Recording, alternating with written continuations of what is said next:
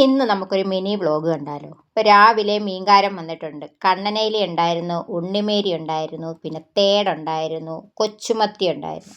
കൊച്ചുമത്തി 1.5 കിലോയ്ക്ക് 100 രൂപയായിരുന്നു. അപ്പോൾ ഞാൻ പച്ച മീനായതുകൊണ്ട് ഞാൻ 1.5 കിലോ കൊച്ചുമത്തി വാങ്ങിച്ചു. അപ്പോൾ ഇന്ന് ഇതിൻ്റെ പരിപാടിയാണ് ഗൈസ്. അപ്പോഴത്തേക്ക് പൂച്ചയൊക്കെ വന്നിട്ടുണ്ട്, അതിനും മീൻ കൊടുത്തു. അപ്പോൾ എൻ്റെ മത്തിയൊക്കെ ഞാൻ കുടഞ്ഞിട്ടു, വെട്ടാനായിട്ട് ഭാവിച്ചു.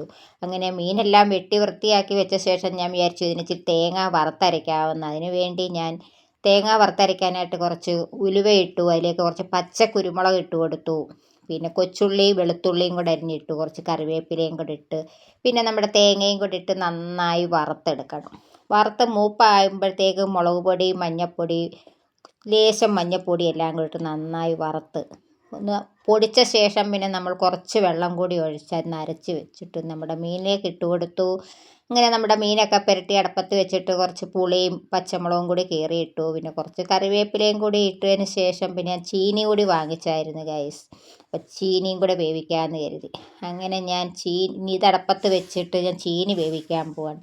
ചീനിയൊക്കെ എടുത്തു, അതെല്ലാം പൊളിച്ചെല്ലാം ഒന്ന് അരിഞ്ഞെടുത്തു. അരിഞ്ഞിട്ട് കുറച്ച് മത്തി ഞാൻ വെയിലത്ത് വെച്ചിട്ടുണ്ടായിരുന്നു ഉണക്കാനായിട്ട്. അപ്പോൾ പിന്നെ ചീനി കൂടി ഇനി അരിഞ്ഞ് അടപ്പത്തൊക്കെ വെച്ചിട്ട് വന്നപ്പോഴത്തേക്ക് നമ്മുടെ മത്തിയെല്ലാം റെഡി ആയിട്ടുണ്ട്. തിളച്ചപ്പോഴത്തേക്ക് നല്ല പച്ച കുരുമുളകിൻ്റെ നല്ല മണം. എന്തോ ഒരു ടേസ്റ്റാണെന്നറിയാം ഗൈസ്. ഉപ്പ് നോക്കിയപ്പോൾ തന്നെ അടിപൊളിയായിരുന്നു. പച്ചക്കുരുമുളകിൻ്റെ സീസണാണ്. അപ്പോൾ കറിയൊക്കെ വെക്കുമ്പോൾ ഇതുപോലെ പച്ചക്കുരുമുളക് ഇട്ട് കറിയൊക്കെ വെക്കാമെങ്കിൽ അടിപൊളിയാണ്.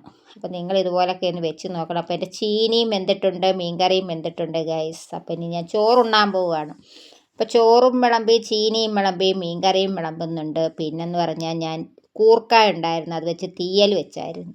അപ്പോൾ കൂർക്കയുടെ തീയലും ഉണ്ട്, പിന്നെ പുളിശ്ശേരി കൂടി ഉണ്ടായിരുന്നു. അപ്പോൾ ഇന്നത്തെ ഊണ് ഇതൊക്കെയാണ് ഗൈസ്. അപ്പോൾ ഇന്നത്തേക്ക് ഇത്രയേ ഉള്ളൂ. Okay, bye.